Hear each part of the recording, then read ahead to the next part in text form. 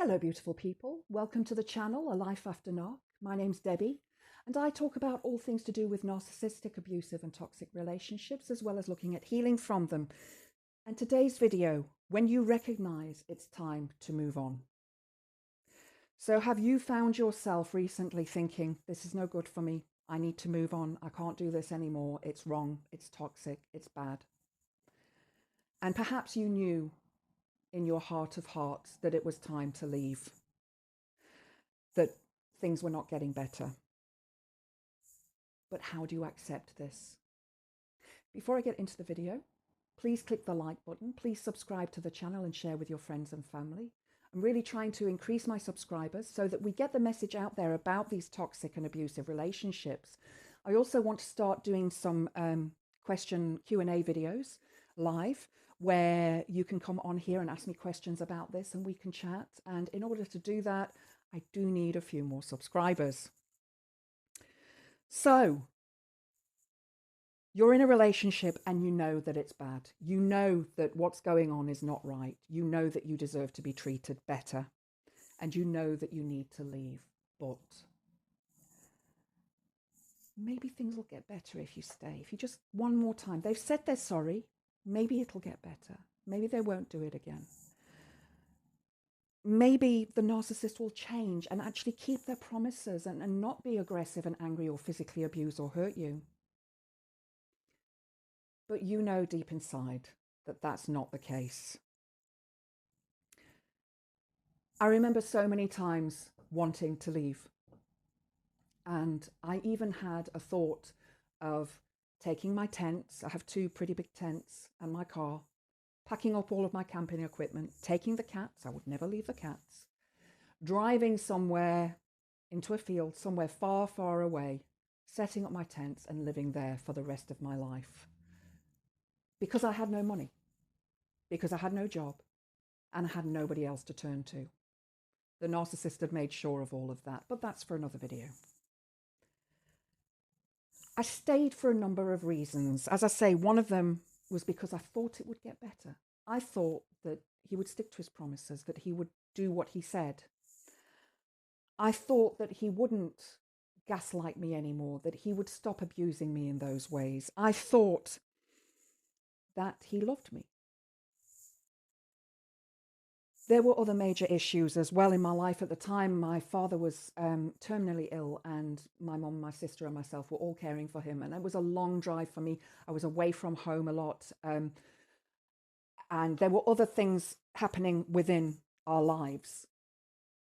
And when he told me he was going to leave, I broke because my father was terminally ill and I couldn't change what was happening. I couldn't do anything. I think if my father wasn't ill at the time, I probably would have left.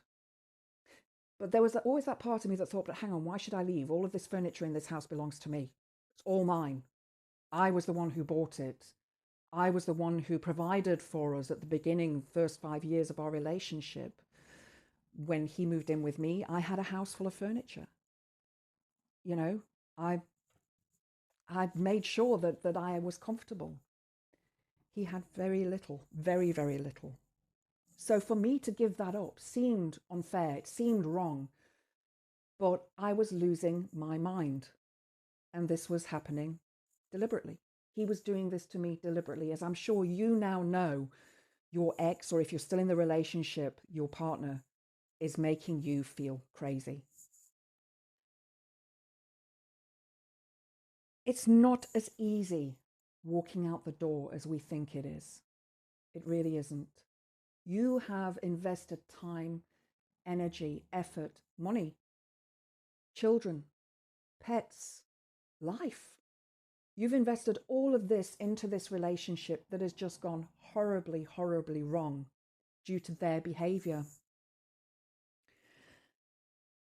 And we are often asked, why did you stay if they were so abusive?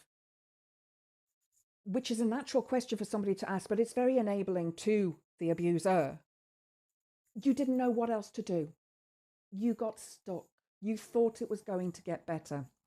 But that is, again, a video for another day. Don't beat yourself up about the reasons you stayed. The narcissist was fooling you. They were toying with you all along. You recognized that the abuse was escalating. The gaslighting was worse. The time that they spent away from home was longer. Perhaps they were having an affair. They may not have been.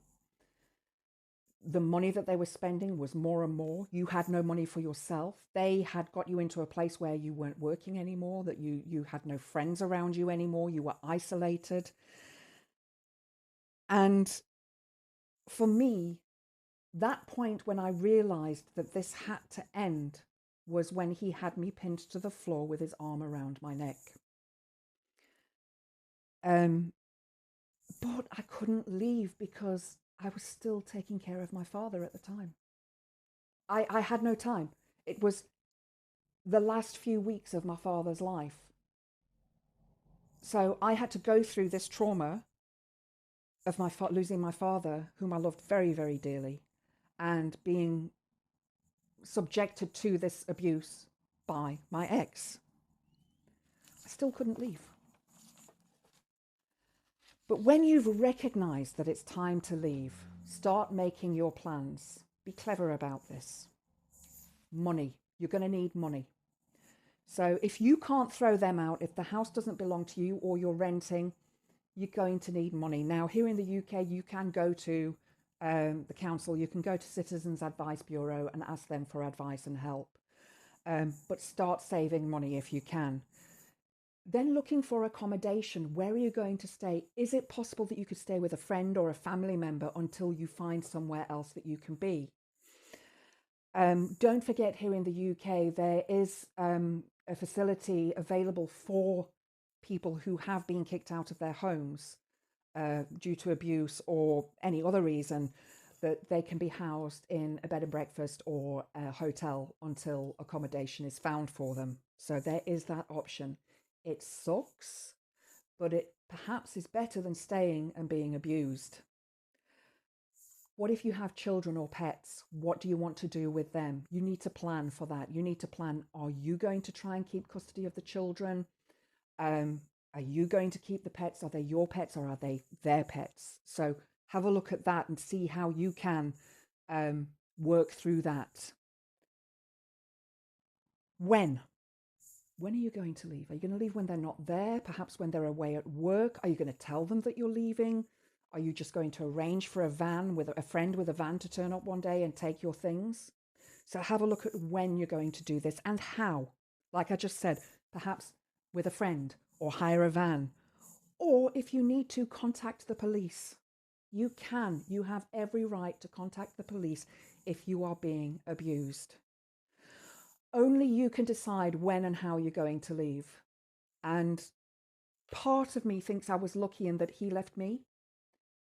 But another part knows that if I'd have left him, I would have had the upper hand and I would have been stronger. Whereas him leaving me pushed me right down to the ground. It diminished me. And that's the problem when they leave you. You are left bereft. You don't know what's happened. Whereas if you leave them, you're in that little bit of a stronger position. Go to a women's aid organisation if you can. Contact them. There are quite a lot. I'll put some numbers into the description box below. But the one thing you have recognised is that you need to leave. Good luck. You can do it. I promise. I hope you've enjoyed the video. If you have, please click the like button. Please subscribe to the channel. Hope to see you next time. Blessed be.